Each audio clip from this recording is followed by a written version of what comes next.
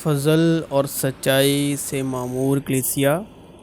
سیشا میں آپ سبوں کی سلامتی ہو۔ آج کا جو اپدیش ہے، جو بائبل کی پہلی کتاب جس کا نام ہے اتپتی، جینیسس، پیدائش، اس کتاب میں سے، اس کے نام میں سے اپدیش یعنی روح القدس کی مدد سے سیکھنے جا رہے ہیں، مکاشفہ کے روح سے۔ بائبل کی جو پہلی کتاب ہے اس کا جو نام ہے، بائبل کی پہلی کتاب جس کا نام جینیسس، اتپت، پیدائش، بریشت ہے عبرانی میں، اس کتاب کا نام ہے بریشت، تورا کی پہلی کتاب۔ اس نام کے ہر ایک شبد، ورڈ، لفظ، الفابیٹ، جس بھی زبان میں آپ سمجھ سکیں، اس کا ایک مطلب ہے جو تصویر کے وسیلے ظاہر ہوتا ہے، اور ہر ایک شبد کی ایک نومیریکل ویلیو ہے۔ اور بریشت کا پہلا شبد ہے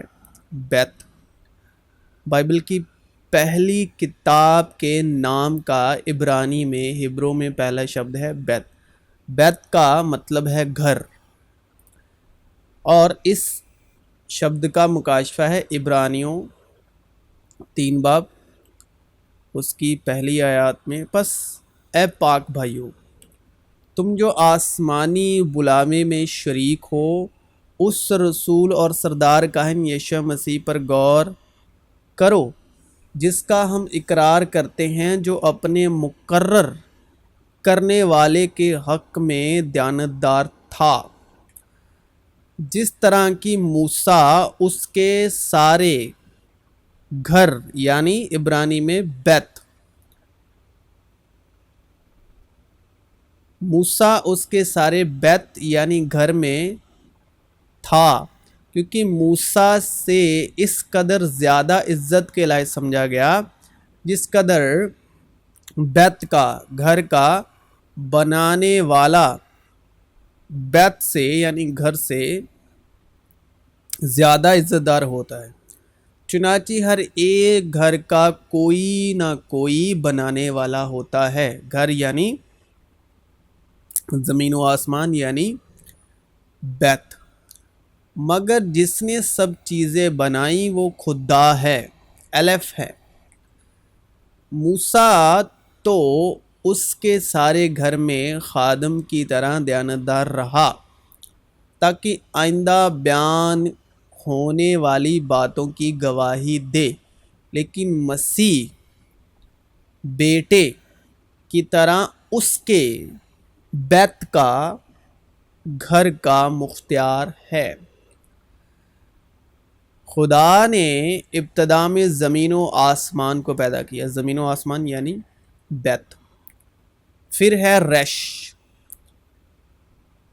اور اس کا نشان تصویر ہے آدمی کا سر۔ اور خدا نے انسان کو اپنی صورت پر پیدا کیا، خدا کی صورت پر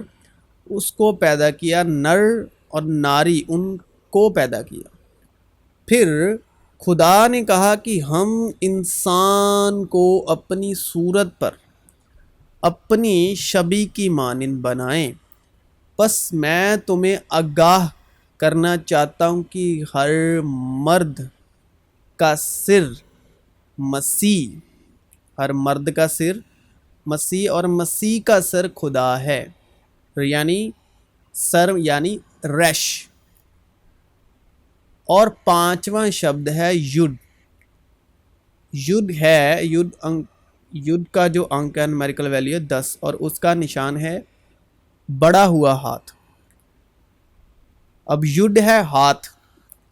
خداوند کا دائنا ہاتھ بلند ہوا، یعنی ہاتھ، دائنا ہاتھ مطلب یڈ، खुदावंद का दाहिना हाथ दिलवारी करता है तो वहाँ भी तेरा हाथ मेरी, हाथ यानी युड, रहनुमाई करेगा और तेरा दाहिना हाथ यानी युड मुझे संभालेगा। तेरा बाजू कुदरत वाला है यानी युड, तेरा हाथ कावी और तेरा दाहिना हाथ बुलंद है यानी युड। तू मत डर क्योंकि मैं तेरे साथ हूँ, हिरासत ना हो क्योंकि मैं तेरा खुदा हूँ। मैं तुझे ज़ोर बख्शूँगा, यकीनन मैं तेरी मदद करूँगा और मैं अपनी सदाकत के दाहिने हाथ यानी युड से तुझे संभालूँगा। यीशु मसीह के जिस्म के एक ही बार कुर्बान होने के वसीले से पाक किए गए हैं और हर एक काहिन तो खड़े होकर हर रोज़ इबादत करता है और एक ही तरह की कुर्बानियाँ बार बार गुजरानता है जो हरगिज़ गुनाहों को दूर नहीं कर सकती, लेकिन ये शख्स हमेशा के लिए गुनाहों के वास्ते एक ही कुर्बानी गुजरान कर खुदा की दाहिनी तरफ जा बैठा है, यानी खुदा की दाहिने हाथ। यानी खुदा का दाहिना हाथ कौन है? यीशु मसीह। यानी युड कौन है? यीशु मसीह। कौन है जो मुजरिम ठहराएगा? मसीह यीशु वो है जो मर गया बल्कि मुर्दों में से जी उठा और खुदा की दाहिनी तरफ है, यानी खुदा का दाहिना हाथ है यीशु मसीह, और हमारी शफात भी करता है। वो आसमान पर जाकर खुदा की दाहिनी तरफ बैठा, यानी खुदा का दाहिना हाथ, और फरिश्ते और इख्तियारात कुदरतें उसके ताबी की गई, यानी युड हाथ है, दाहिना हाथ युड। इस ज़माने के आखिर में हमसे बेटे की मार्फत कलाम किया जिसे उसने सारी चीज़ों का वारिस ठहराया और जिसके वसीले से उसने आलम भी पैदा किए। वो उसके जलाल का परताव और उसकी ज़ात का नक्श होकर सब चीज़ों को अपनी कुदरत के कलाम से संभालता है। वो गुनाहों को धोकर आलमे बाला पर किबरिया की दाहिनी तरफ जा बैठा। जब उन्होंने ये बातें सुनी तो जी में जल गए और उस पर दांत पीसने लगे, मगर उसने रूहुल कुद्स से मामूर होकर आसमान की तरफ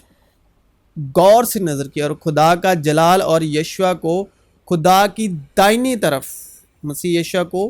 खुदा की दाहिनी तरफ खड़ा देखकर कहा कि देखो मैं आसमान को खुला हुआ और इब्ने आदम को खुदा की दाहिनी तरफ खड़ा देखता हूँ। मतलब वो कह रहे थे कि युड जो है वो भी यीशु मसीह ही है। इब्रानी का अल्फ़ाबेट है युद, यानी खुदा का दाहिना हाथ। उसने पेश नगोई के तौर पर मसीह के जी उठने का जिक्र किया कि ना वो आलम अरवा में छोड़ा गया, ना उसके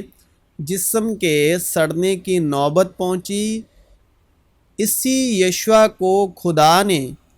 जिलाया जिसके हम सब गवाह हैं। पस खुदा के दाहिने हाथ से सरबलंद होकर और बाप से वो रूहुल कुद्स हासिल करके जिसका वादा किया गया था उसने ये नाजिल किया जो तुम देखते और सुनते हो। और छठा और आखिरी शब्द है ताव, जो सलीब का निशान है। मसीह जो हमारे लिए लानती बना, उसने हमें मोल लेकर शरीयत की लानत से छुड़ाया, क्योंकि लिखा है कि जो कोई लकड़ी पर लटकाया गया वो लानती है, यानी ताव, लकड़ी पर लटकाया जाना यानी ताव, ताकि मसीह यीशु में इब्राहिम की बरकत गैर कौमों तक भी पहुँचे और हम ईमान के वसीले से रूह को हासिल करें जिसका वादा हुआ है। बस इसराइल का सारा घराना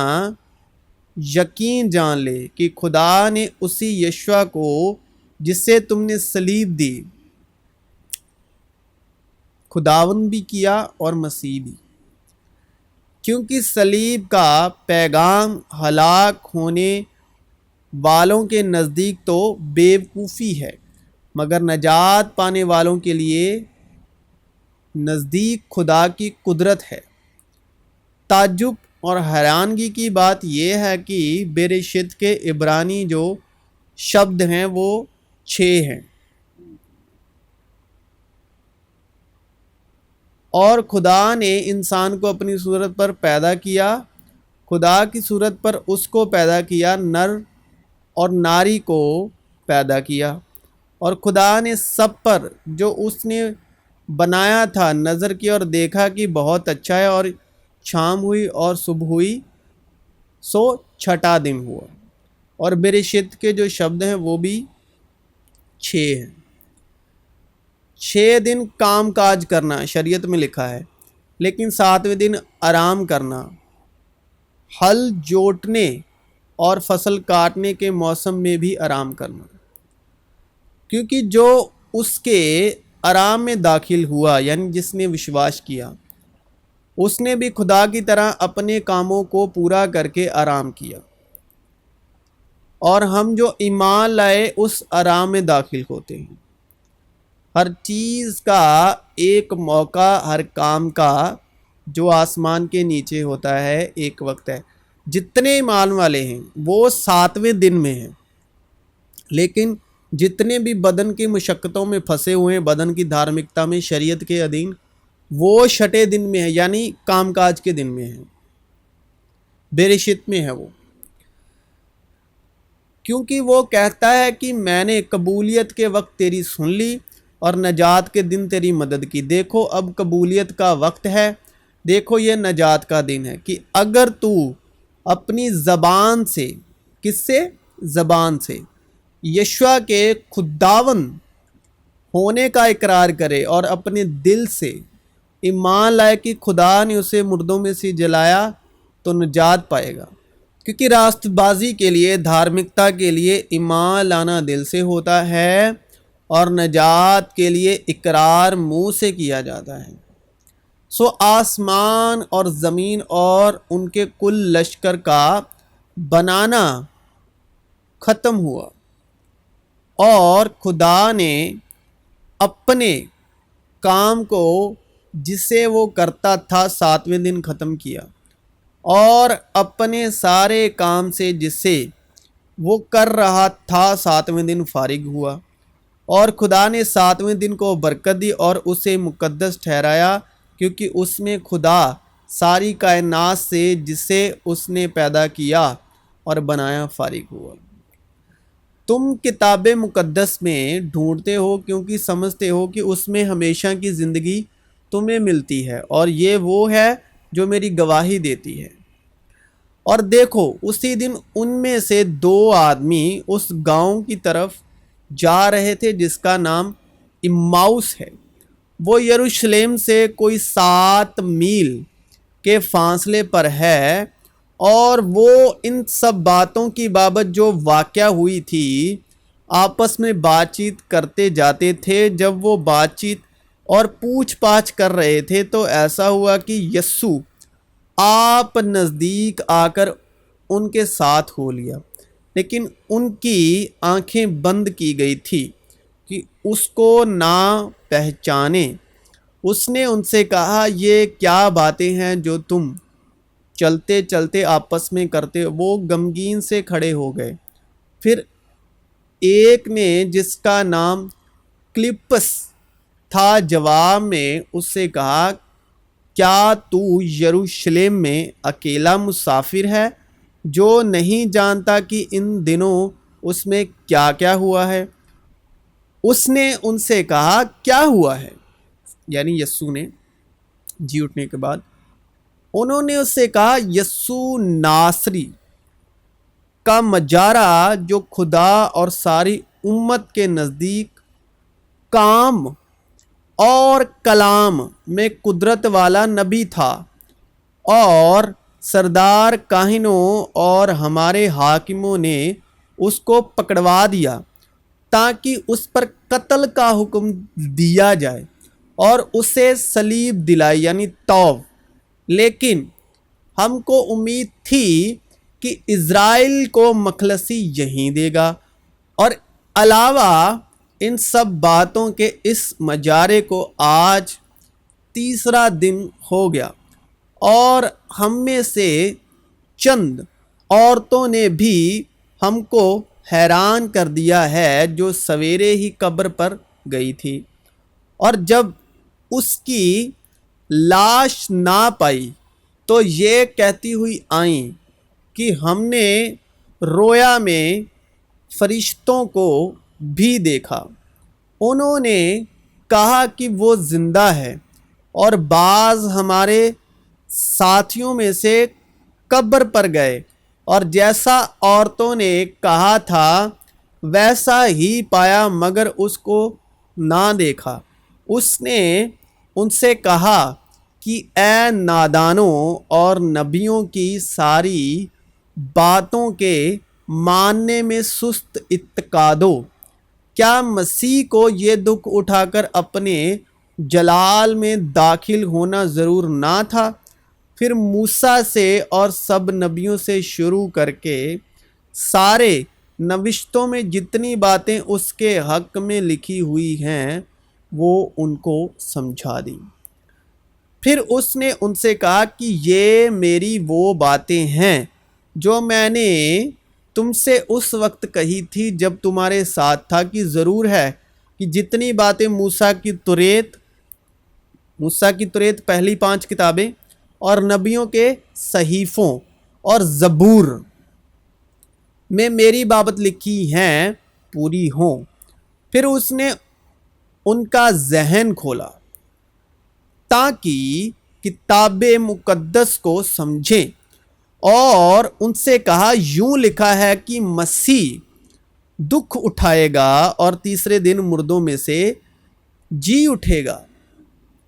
اور یروشلم سے شروع کر کے ساری قوموں میں توبہ اور گناہوں کی معافی کی منادی اس کے نام سے کی جائے گی۔ تم ان باتوں کے گواہ ہو، اور دیکھو جس کا میرے باپ نے وعدہ کیا ہے میں اس کو تم پر نازل کروں گا، لیکن جب تک عالم بالا پر سے تم کو قوت کا لباس نہ ملے اس شہر میں ٹھہرے رہو۔ چنانچہ میں نے سب سے پہلے تم کو وہی بات پہنچا دی جو مجھے پہنچی تھی، کہ مسیح کتاب مقدس کے باموجب ہمارے گناہوں کے لیے مویا اور دفن ہوا، اور تیسرے دن کتاب مقدس کے باموجب جی اٹھا، اور کیفا کو یعنی پطرس کو اور اس کے بعد ان 12 کو دکھائی دیا،